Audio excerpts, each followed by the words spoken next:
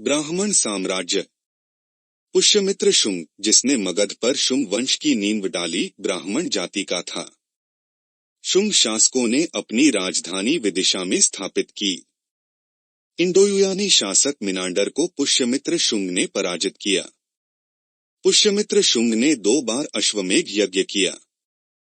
इनके लिए पतंजलि ने अश्वमेध यज्ञ कराए। भरहुत स्तूप का निर्माण पुष्यमित्र शुंग ने करवाया। शुंग वंश का अंतिम शासक देवभूति था।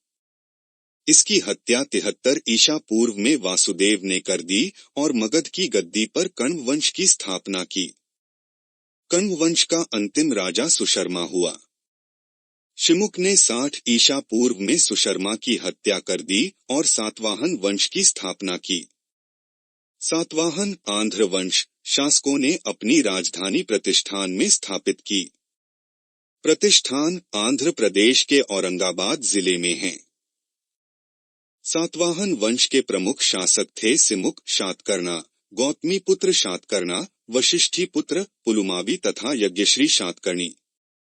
शातकर्णी ने 2 अवश्मेघ तथा 1 राजसूय यज्ञ किया। सातवाहन शासकों के समय के प्रसिद्ध साहित्यकार हाल एवं गुणाढ्य थे। हाल ने गाथा सप्तशतक तथा गुणाढ्य ने बृहत कथा नामक पुस्तकों की रचना की। सातवाहन शासकों ने चांदी, तांबे, सीसा, पोटीन और कांसे की मुद्राओं का प्रचलन किया। ब्राह्मणों को भूमि अनुदान देने की प्रथा का आरंभ सातवाहन शासकों ने ही सर्वप्रथम किया। सातवाहनों की भाषा प्राकृत एवं लिपि ब्राह्मी थी। सातवाहनों का समाज मातृसत्तात्मक था। सातवाहनों की महत्वपूर्ण स्थापत्य कृतियां हैं कार्ले का चैत्य, अजंता एवं एलोरा की गुफाओं का निर्माण एवं अमरावती कला का विकास। शातकर्णी एवं अन्य सभी सातवाहन शासक दक्षिणापथ के स्वामी कहे जाते थे। नोट: सातवाहन राज्य ने उत्तर और दक्षिण भारत के बीच सेतु का काम किया। भारत के यवन राज्य। भारत पर आक्रमण करने वाले विदेशी आक्रमणकारियों का क्रम है हिंदू यूनानी, शक, पहलव, कुषाण। सेल्यूकल के द्वारा स्थापित पश्चिमी तथा मध्य एशिया के विशाल साम्राज्य को इसके उत्तराधिकारी एंटियोकस प्रथम ने अक्षुण्ण बनाए रखा। एंटियोकस द्वितीय के शासनकाल में विद्रोह के फलस्वरूप उसके अनेक प्रांत स्वतंत्र हो गए। बैक्ट्रिया के विद्रोह का नेतृत्व डियोडोटस प्रथम ने किया था। बैक्ट्रिया पर डियोडोटस प्रथम के साथ इन राजाओं ने क्रमशः शासन किया: डियोडोटस द्वितीय, यूथिडेमस, डेमेट्रियस, मिनांडर, यूक्रेटाइडस, एंटी-आल्कीडस तथा हर्मिक्स। भारत पर सबसे पहले आक्रमण बैक्ट्रिया के शासक डेमेट्रियस ने किया। इसने 190 ईसा पूर्व में भारत पर आक्रमण कर अफगानिस्तान, पंजाब एवं सिंध के बहुत भाग पर अधिकार कर लिया। इसने शाकल को अपनी राजधानी बनाई। इसे ही हिंदयूनानी या बैक्ट्रियाई यूनानी कहा गया। हिंदयूनानी शासकों में सबसे अधिक विख्यात मिनांडर 165 से 145 ईसा पूर्व हुआ।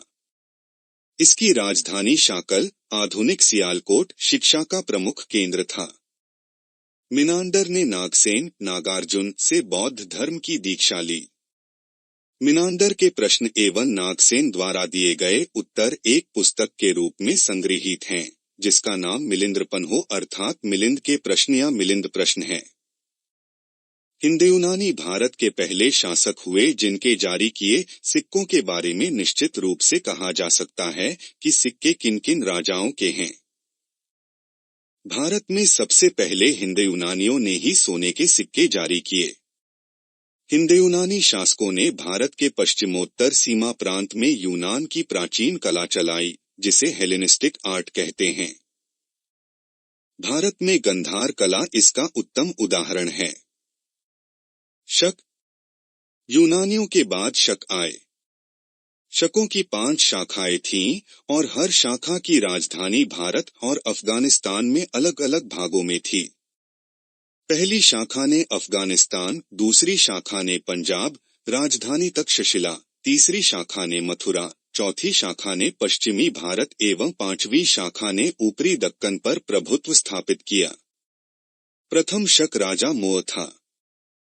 शक मूलतः मध्य एशिया के निवासी थे और चरागाह की खोज में भारत आए। 58 ईसा पूर्व में उज्जैन के एक स्थानीय राजा ने शकों को पराजित करके बाहर खदेड़ दिया और विक्रमादित्य की उपाधि धारण की। शकों पर विजय के उपलक्ष्य में 58 ईसा पूर्व से एक नया संवत विक्रम संवत के नाम से प्रारंभ हुआ। उसी समय से विक्रमादित्य एक लोकप्रिय उपाधि बन गई, जिसकी संख्या भारतीय इतिहास में 14 तक पहुंच गई। गुप्त सम्राट चंद्रगुप्त द्वितीय सबसे अधिक विख्यात विक्रमादित्य था। शकों की अन्य शाखाओं की तुलना में दक्षिण भारत में प्रभुत्व स्थापित करने वाली शाखा ने सबसे लंबे अरसे तक शासन किया, लगभग 4 शताब्दी तक। गुजरात में चल रहे समुद्री व्यापार से यह शाखा काफी लाभान्वित हुई और भारी संख्या में चांदी के सिक्के जारी किए। शकों का सबसे प्रतापी शासक रुद्रदामन प्रथम था, जिसका शासन 130 से 150 ईस्वी गुजरात के बड़े भाग पर था। इसने काठियावाड़ की अर्धशुष्क सुदर्शन झील मौर्यों द्वारा निर्मित का जीर्णोद्धार किया। भारत में शक राजा अपने को क्षत्रप कहते थे। रुद्रदामन संस्कृत का बड़ा प्रेमी था। उसने ही सबसे पहले विशुद्ध संस्कृत भाषा में लंबा अभिलेख गिरनार अभिलेख जारी किया। इसके पहले के सभी अभिलेख प्राकृत भाषा में रचित थे। कुषाण।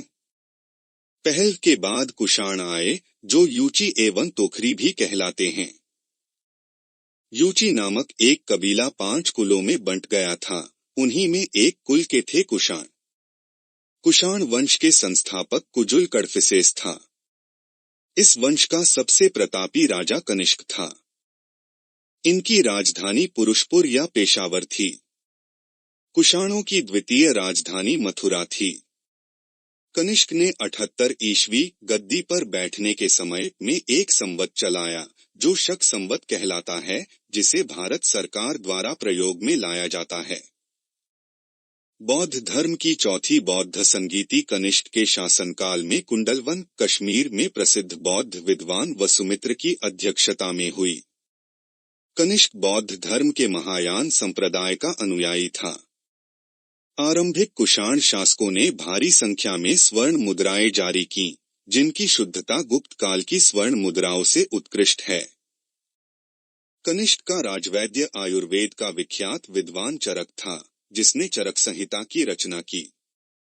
महाविभाष सूत्र के रचनाकार वसुमित्र हैं। इसे ही बौद्ध धर्म का विश्वकोश कहा जाता है।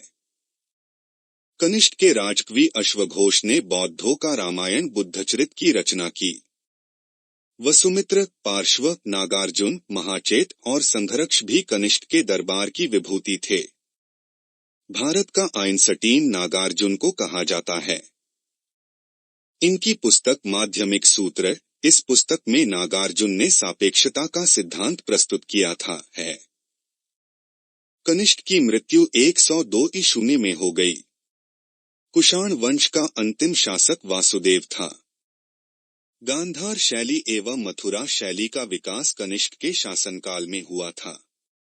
रेशम मार्ग पर नियंत्रण रखने वाले शासकों में सबसे प्रसिद्ध कुषाण थे।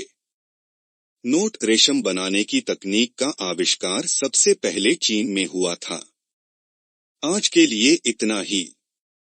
अगला टॉपिक गुप्त साम्राज्य होगा। Thank you for watching.